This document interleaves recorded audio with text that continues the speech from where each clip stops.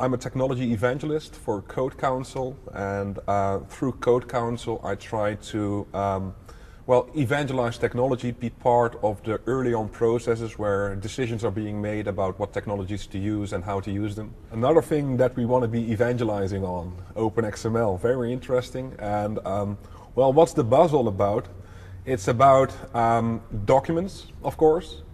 And one thing I always say is that a document is a primary container for information exchange. How do you exchange information? You talk to somebody or you send them a document. So documents are pervasive and super important, and the technologies that we used to use to create documents were not that enabling for business.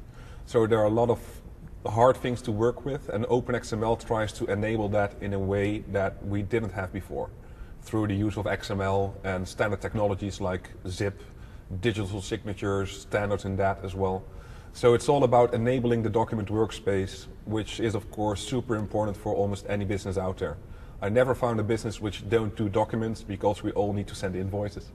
So that's why I feel that Open XML is super important. And there are a lot of other factors as well, because everybody can think of a document format. But if you look at Open XML, it also tries to take into account the billions of documents we already have created in the past years. And Open XML tries to facilitate the move from the past into the future. So that's one of the big benefits that you get from working with Open XML.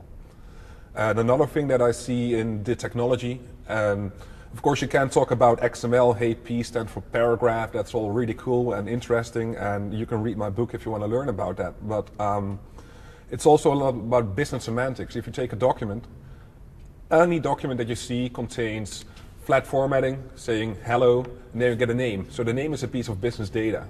How do you represent it in a way that you can actually work with that as a business? You can, for instance, search for data inside a document. So you want to search all documents which are being sent to a certain customer.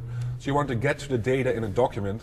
And if you take a look at how we used to do that based on formatting, you could say, hey, the customer name, that's the third paragraph down, and then it's the third word, which is italic. So that's pretty easily broken if somebody edits the document. And OpenXML tries to facilitate business semantics in a document which we weren't capable of before. So that's also a big part of the whole OpenXML story. There are a few difficulties in the way we used to work with documents in a proprietary format. And one of the difficulties, if it is proprietary, owned by a certain single company, be it Microsoft, IBM, Sun, doesn't really matter, it's just owned by somebody, then you really cannot build on that and ensure that the future will still hold the same values as you have right now, because the format may change through the vision of a single company. And that's of course something that it's really difficult to invest in, especially as a government, which needs to be really open and have access to, well, all the citizens, which might be using a Linux box or a Microsoft-based box. And so what you want to have is a standard so that it's no longer being maintained by a single company. And one thing that you get from that by moving from a proprietary owned standard into a standard which is being maintained by the whole group of people is that you get all these new interesting feedback on how you should be doing things. For instance, if you take a look at the OpenXML standard, it used to begin with, hey, we support embedded OLE objects, which is a technology mainly focused on Microsoft platform.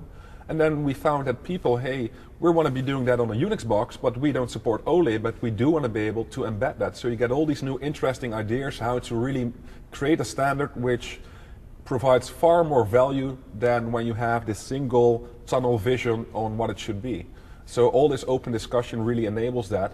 And then governments can start building upon the standard because they can be sure that if the first implementer of OpenXML doesn't support it anymore, because it's an open standard, you can always find somebody else who is interested in working with that and implementing it. So you can always ensure that the things that you create today will be available tomorrow as well.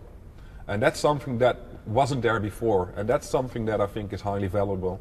And you'll see that governments start supporting OpenXML because they now are ensured that every platform out there, all the citizens, everybody can work with it, and they know for sure that if you, for instance, create a law and you need to write it in a document, of course, every law is a document somewhere, then they know for sure that in 20 years' time, when the law is still valid and relevant, it's still openable. So that's an important factor of moving to an open standard.